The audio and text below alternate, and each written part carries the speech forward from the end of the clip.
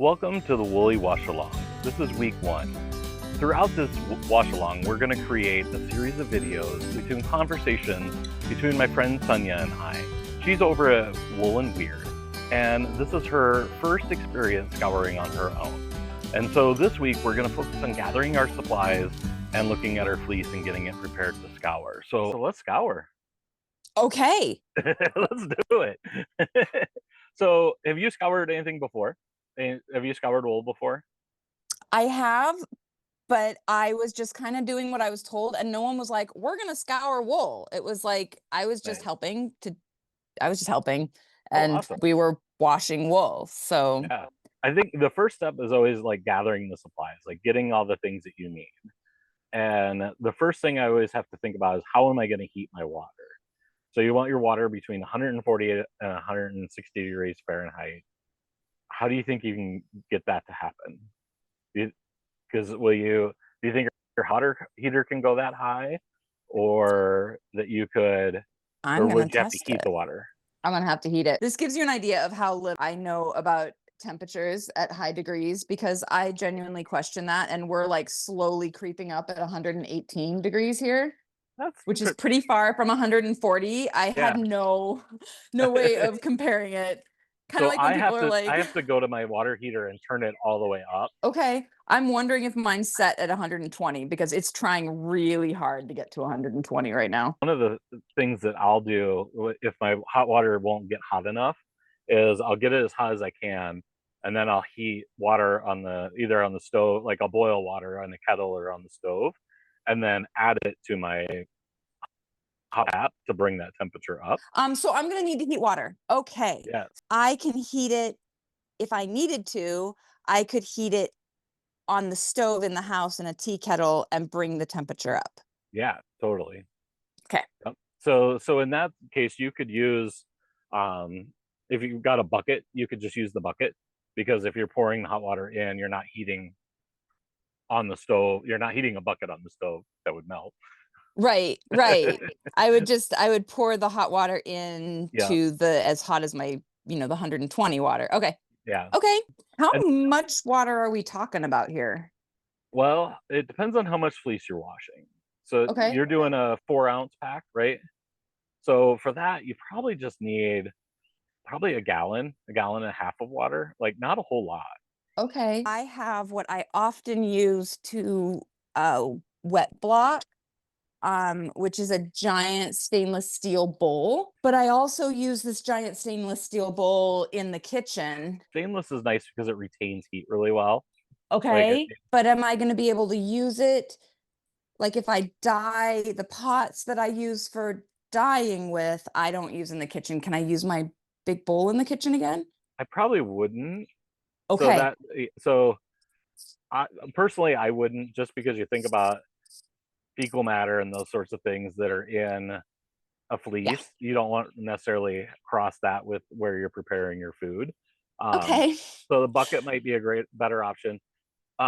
Depending on what dyeing vessels you have, one of those might work too. Oh, one of those. It's just like a stock pot. I have a couple Yeah, of just giant stock pots that I yeah. use for dyeing, and I haven't used Because acid dyes in them, only plant dyes, if that. yeah, because Okay. I'll cross over my dyeing containers with scouring, so you can totally do that. Perfect. Yep. Really, we've covered the main 3 supplies that we need. We need the container, so we're going to do the bucket. We need hot water, which we've talked about how we're going to get that, and then the detergent is the next one. And I always remind people that find the detergent that works best for you and the fleeces you're washing, because depending on the hardness level of your water, different mineral contents of your water, soaps are going to react differently to those conditions. And so Hmm. if this doesn't work, maybe try something else. What's this? So that is the detergent. So that's Unicorn Power Scour. And so you want to find a detergent that's really good at like cutting through that lanolin. Is really the hardest thing that's going to be to wash out of the fleece. And so that is a formulated fiber wash that's really great for that purpose, for washing out lanolin. So you Okay. can use things like Dawn dish soap, Okay. because that's good at cutting grease. And so Okay. there's a lot of other options out there. Okay, so it's essentially it's a soap, but it's not a chemical. Well, I mean, I'm sure, but it's not like It's a it's not a chemical, but a yeah, harsh chemical. yeah, it's going to be it's something that is biodegradable and that wouldn't necessarily be harmful. Yeah, Okay. Okay, that's good. Thank you. Is this very much? It looks like not very much. it isn't very And much. So what it's what two about when I ounces. run out? Where am I going to Uh, get more of it? the Woolery, I think, is one that they sell Okay. it. When I'm at a fiber show, there's a lot of different vendors that sell it.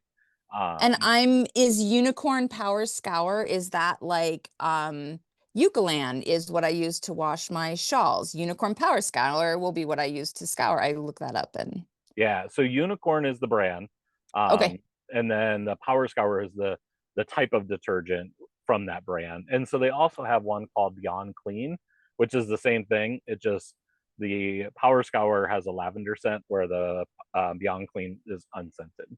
Okay. Yeah, Okay, that's great. I just, it's like I am, this is where it is. I like actually know so little. I'm like, what's the brand? What's the yeah, soap? What's the yeah. like, ah, okay. Where are you going to dispose of your water? Because when you dump out this water, it's going to be super hot. Um, I don't like personally. I don't like to dump it down my drain because I don't want it, like you think about all the hair and the gunk and the stuff Oh, that's in there, right. and then the Yeah. lanolin re-solidifying as it cools. Like I just those are things I don't want to necessarily put into my septic system, Mm-hmm. and my plumbing system. So I Okay. always remind people like think about where you're going to dispose your water.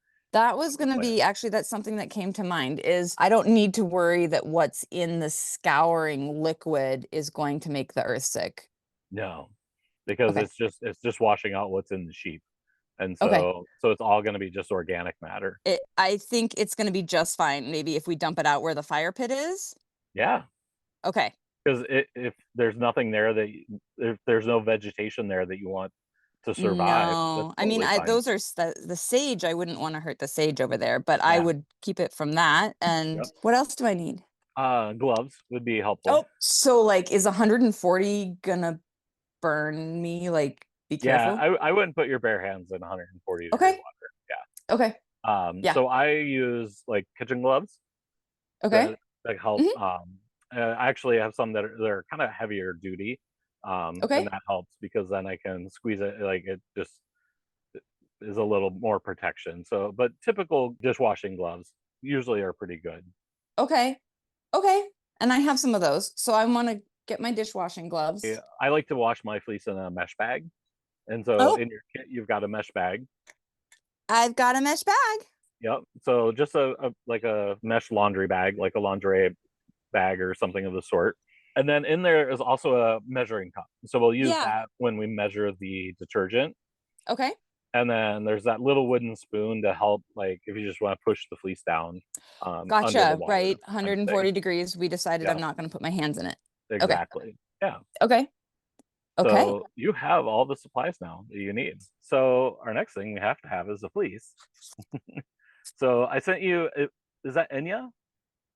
This is Ember. Ember. So Ember is from a friend's farm, and Okay. she's a beautiful dark Ramadel Sevilla. What? Oh, I can feel like just on this little, which it's a bow, but just on that little bit, like I can feel That it's tackiness? oily. Mm, the Yeah. lanolin. Oh, which is good. So like feel that, because then by the end, when you wash the fleece and you feel it again, you should feel that difference. And so that's going to help you know, like, did I get it clean or not? Yeah. And taking it out of the box, kind of The first thing I always do is I take smell a it. sample. Yes, smell it for sure. The sheepy goodness. Ugh. I'll take a lock and I'll pinch the tip and the cut in the side that's closest to the sheep. So a little bit, so like a pinchful. Can you help me know how to know it's the cut end when I lay it out like Yeah. this? So when you lay it out, you'll see the tips look like they've kind of been in the sun. So the cleaner side is going to be the cut side because that's been underneath all the weather. Oh, and you can see like, let me find it. It's like perfectly. Yeah. Yep. So of course the side that has been out to the It's good. wind is not gonna do that. Yeah. So it's been in the sun and the wind, and Okay. Sometimes it might be under a coat, which might create a little bit of felting on the tips. Um, so yeah, Yeah. so that's how Okay. you identify the two different sides. Yeah. So when you have your fleece, Hmm. we've talked about identifying the cut end and then the tip end. So what I'll do is Hmm. I'll pinch at the tip. I'll just kind of take a Of pinch of it at the outside or the inside? the outside. Okay, so I'm on the outside now, and you're gonna just take a pinch. Yep. Oh, it's It all take, stuck together. yeah, take kind of a like a fingerful, if that A makes sense. finger, oh, like a bigger pinch. Yeah. Yeah, like that. And then you'll pinch both ends and then just kind of give it a little snap and put it up to your ear and you can kind of hear a little bit of a ping. Uh-huh. And so that means it's a strong staple. Mm. So if Okay. it had a break or something in it, it would kind of have a dull sound to it, or it would actually pull apart. Yeah, this is So definitely a ping. yeah. And so you want that because that means you get a good strong staple, and so it's going to spin really well. But if it Okay. breaks, then that's when you're going to have to consider, am I going to wash this or not? Okay. Because Okay, good to if it know. breaks in half, then you're going to Uh-huh. have two really short pieces, and which is going to be harder to process and spin. Okay.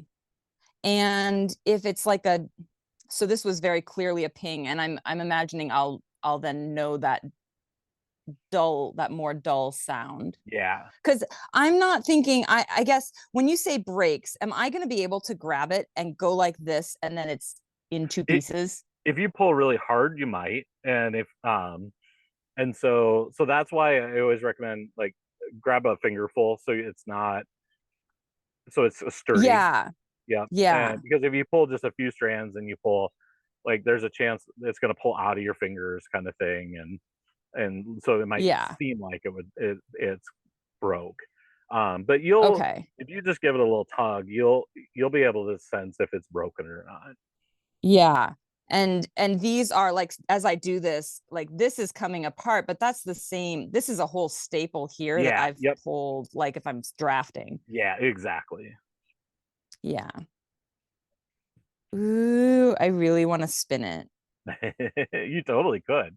Okay. The other thing you're gonna wanna look for is, um, any sort of, like, short bits. So, somewhere like, the belly is usually has a shorter staple, and, so there shouldn't be any belly in that fleece that you have, but if you were Uh-huh. doing a full fleece, like, you would wanna look for the edges are gonna might have some shorter bits that you would wanna skirt out, or, as you're near the armpit, like that's going to get kind of matted or felted, so you want to pull those pieces out. Okay. Towards the britch, the rear end, you might have some fecal matter that you might want to. Gosh, there's not, if it's in here. Oh wait. Aha! I got a little tiny bit. Good. Uh, okay. Okay, so I'm gonna go through and just look for those bits. Yeah, so once you've gone through that, then you're ready to put it in the bag and move on to the next step. Okay, into the bag you go. I have to give it one more smell. Sorry, I bumped the camera. Oh my gosh. Oh, it's so good. So sheepy. Yes. Okay. Ta-da! Hooray. Now it's your turn to gather your supplies, grab your fleece, and let's get ready to start scouring. We want to do this as a community. We want to learn from each other. We all have so many great experiences and tips and tricks that work, so let's share them together. So I hope you'll join us in those conversations. We have conversations going over on Discord, on Tangle Makers Discord page. Then we also have the hashtag Woolly Wash Along on Instagram and YouTube. So I hope you'll follow those conversations. Tell us what you're scouring, what fleece have you found, and what are your goals with washing that fleece? We're looking forward to washing wool together.